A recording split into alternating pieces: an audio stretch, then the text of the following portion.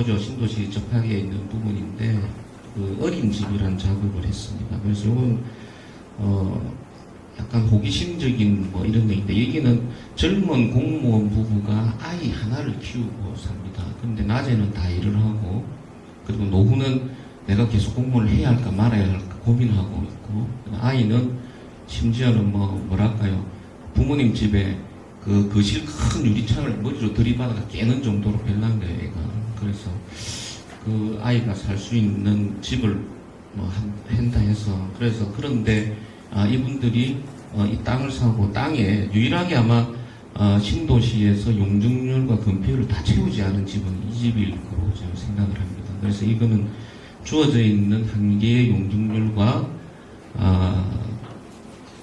건폐율을 다 안 채우고 집을 지었으면 딱 필요한 만큼만 최소 그러는데 나중에 내가 필요하면 더 지을 수 있게끔 그런 공간들을 좀 이렇게 만들었습니다. 그래서 앞뒤로 되어 있는데 요것은 차고고요 실제로. 그래서 이제 뭐 두 사람이 이제 차를 요거는 마당으로서 법적으로는 주차하고 하지만 나중에는 공무원이 실어서 나오면 공방 같은 걸 좀 하겠다 해서 그렇고 이쪽에도 별채를 만들어 가지고 가족들이 왔을 때 실제 자기 생활에 필요한 부모님들이 오거나 친구가 오면 이렇게 살 수 있는 이런 약간 분리형 형태로 전체를 만들었고요. 그래서 이 집은 따로 지붕 재료가 없습니다.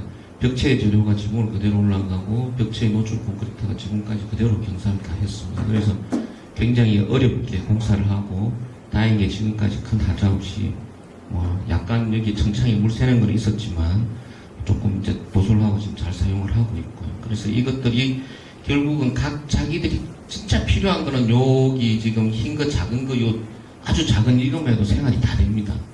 근데 나머지는 그러니까 굉장히 면적이 작은 거죠. 거기서 생활을 하고 이렇게 확장해서 뻗어 나올 수 있는 이런 공간적인 호기심이죠. 그래서 그런 것들을 예를 들어 위에도 빨래도 좀 말리는데 경사지붕은 하도록 되어 있는 곳이고요. 약간 어떤 테크닉을 써서 빨래도 말리고 애도 놀고 이런 공간들입니다. 주로 지금 만들어져 있는 집에서 이렇게 앞마당도 있고 앞마당에 주차장도 있고 차고도 있고 그 다음에 위에 테라스도 있고 그래서 작은 집에 가지고 싶은 걸 다 만들었습니다. 그래서 이제 조금 이제 호기심적인 거는 건물의 형태나 재료가 호기심적인 게 아니고요. 도대체 이러한 지역에 돈을 벌기 위해서 집을 짓는 사람이 많은데 어떤 사람이 이런 집을 지었을까? 그래서 이게 어린 집이라고 얘기해요. 앞으로 커 나가는 집을라서 어린 아이의 집인 것처럼 했습니다. 그래서 이제 여기 어린 아이하고 나이가 같은 나무를 하나 심었죠. 아이가 클 때까지 같이 키우라고 그렇게 하면서 있는데 동네에서는 어린 집이라 하니까 어린이집인 줄 알고 와고요. 공간지에 소개되는데 크리틱 하시는 분이 와가지고 어린이집인 줄 알고 크리틱을 하러 오셨더라고요. 그래서 약간 그런 에피소드들이 좀 있었습니다. 그래서 전체적으로 그런 구성이 되어 있고요. 이런 부분들도 실제로 이제 좌우로 길이 되어 있는데 막지는 못하게 되어 있어서 여기 이제 광목 커튼을 쳐가지고 좀 가려서 아이가 여름에는 물놀이도 하고요. 약간 그런 장치들도 좀 만들고 이런 방식으로 그 신도시에 다 까발려지는 곳이죠. 담장도 제대로 못하게 하고 집은 다 보이고 그런 공간 안에서 적당하게 어떻게 살아갈 건가에 대한 젊은 집, 어린 집이죠. 어린 집으로 설계를 했었습니다. 그래서 이렇게 마무리가 되어서 지금 다 살고 있는데요. 이분들이 하는 말이 실제로 집을 다 짓고 나서 보니까 지금 주생활이 다락에서 거의 세 사람이 다 한답니다.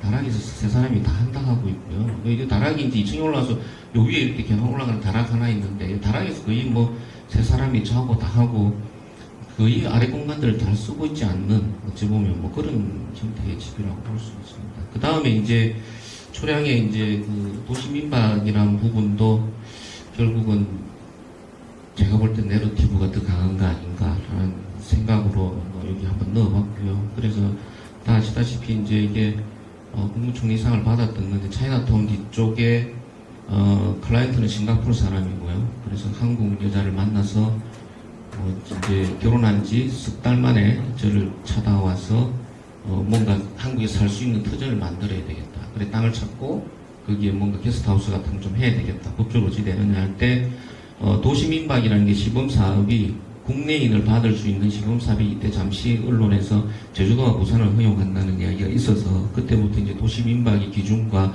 그에 맞춰서 거의 처음 부산에서는 지었었다고 보면 됩니다. 그래서 이 작업은 그냥 여러분 잘 아시는 우리 초량에 대한 역사 이야기부터 그리고 초량에 가지고 있는 도시적인 문제들 이렇게 이제 여러 가지 차이나타운과 그리고 뭐 화교들 그리고 옛날에 러시아 우리 근대기 그다음에 현대기 막 이런 것들이 혼재되어 있는 이 풍경 속에 내가 잘 저것들하고 섞일 수 있는 무엇을 여기 넣으면 될까 그랬는데 처음에는 흰색을 한다니 사람들이 미친 거 아니냐 뭐 이랬는데 지금은 너무 그냥 이렇게 잘 순화되는 듯하게 제 눈에는 보입니다. 그래서 적당히 현대적이고 적당히 사람들을 끌어들이기도 하고 때로는 바탕이 돼주기도 하는 뭐 그런 방식으로 이렇게 잡았습니다. 그래서 처음부터 이 땅에 여기서의 뷰를 좀 생각하고 제가 디자인했습니다. 그래서 사진작가를 불러서 현장은 저인데 굉장히 밑에 찍으려고 하니까 왜 내려가냐고 여기서 꼭 찍어야 된다. 그래서 제 공사 중에도 글 올라가면서 매일 저 장면들을 좀 찍으면서 고민했던 그런 생각들이 좀 듭니다. 그래서 삼복도로가 가지고 있던 우리 과거의 어떤 거친 부분들도 약간 물성으로 재료에 대한 물성으로 좀 표현을 하고요. 상부는 현대적인 어떤 외피와 내부 공간들은 원도심이 가지고 있는 골목길이라든지 그다음에 우리 이 삼복도로가 가지고 있는 도시 은케니에 조금 해당하지 않을까라고 생각을 하는데 시작은 아주 이렇게 단순한 전혀 은케니 하지 않는 화이트 큐브로부터 시작을 했었습니다. 그래서 이런 건물들이 만들어졌고요. 이 이야기는 일반적으로 그냥 아파트가 싫어서 오는 젊은 부부 그런데 자기 스스로 딩크족이라 하죠. 아이도 높이 싣고 나면 돈은 잘 번다. 한 사람은 부산대 양산병원에 있고 한 사람은 대기업의 지주사에 근무를 하고 그래서 개인 능력은 좋은 분들이죠. 그렇게 해서 아파트를 팔고 만들어 왔을 때 내가 이 사람들이 가지고 있는 일반적인 상가주택은 그냥 평평하게 저층은 임대용이 나고 꼭대기에 자기가 집을 사는 집입니다. 그런데 땅이 삼각형으로 생겼어요. 땅도 기괴했습니다. 사실 제가 볼 때.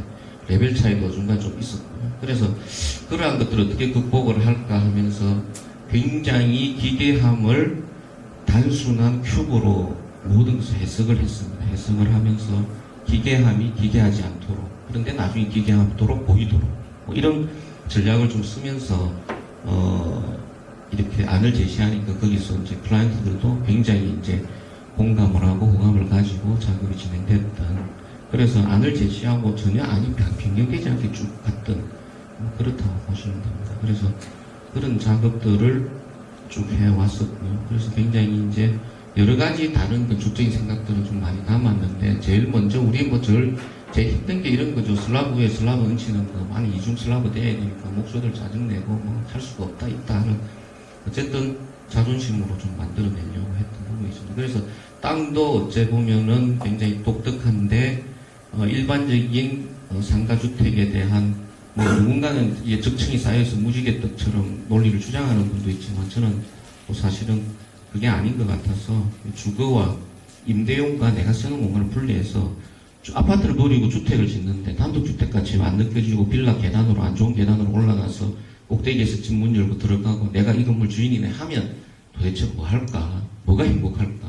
뭐 이런 의문을 던지면서 이 작업을 했었습니다. 그래서 인터 화이트라는 건물 명을 저는 정하고 프로젝트 명을 정했는데 집주인들은 자기 이름에 J자 들어간다고 J하우스라고 저 몰래 간판 붙였다가 막 상을 받고 이러니까 또 몰래 떼고 그렇게 된 작품이라고 보시면 됩니다. 그래서 입구에 대한 것도 일반적인 집보다는 훨씬 큰 공간, 높은 공간, 뭔가 다른 힘, 그리고 흰색과 흰색 사이에서 뭔가 끌어들이는 힘들을 한번 좀 표현해 보려고 했고요. 그런 것들이 잘 마무리가 됐습니다.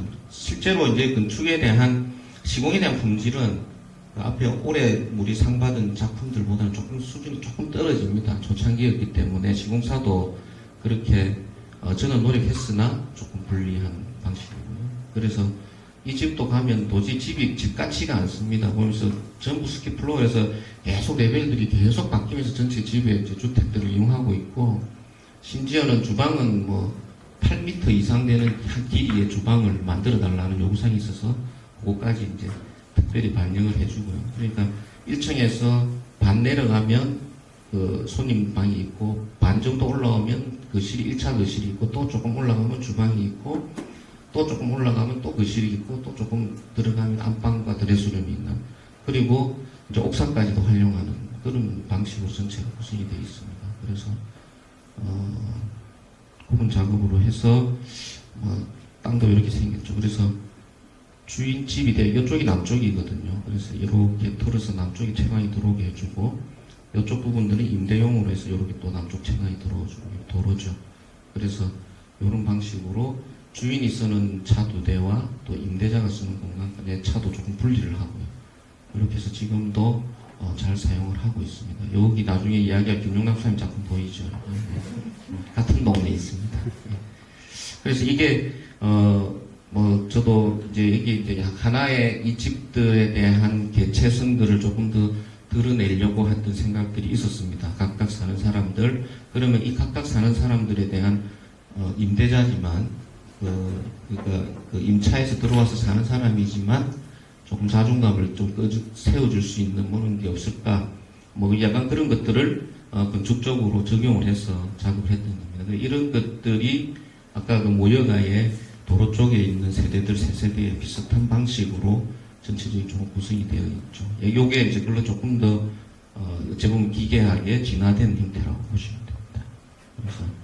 그래서 제가 뭐 이렇게 집을 해놓으니까 서울에서 크리틱 하시는 분들이 와가지고는 저보고 오히려 그러더라고요. 너무 부산스럽다. 부산다운 것 같다. 이렇게 막 박스들이 쌓여있고 작은 박스들이 모여있고 이런 게, 외지의 사람들 부산역에 내려서 삼북도로를 보고 작은 집들이, 작은 볼륨들이 쌓여있고 겹쳐져 있는 이런 것들을 부산답다라고 생각을 하는 것 같아요. 그래서 저보고 그런가요? 왜 그렇지 하고 그런갑다. 저도 이제 저런 게 부산스러운 거구나 한데, 부산다운 건축상에서 자꾸 상을 안 주네요. 저한테. 안 주고 큰 것만 자꾸 줘가지고 부산다운 건축상도 받기는 받았지만 몇 개를.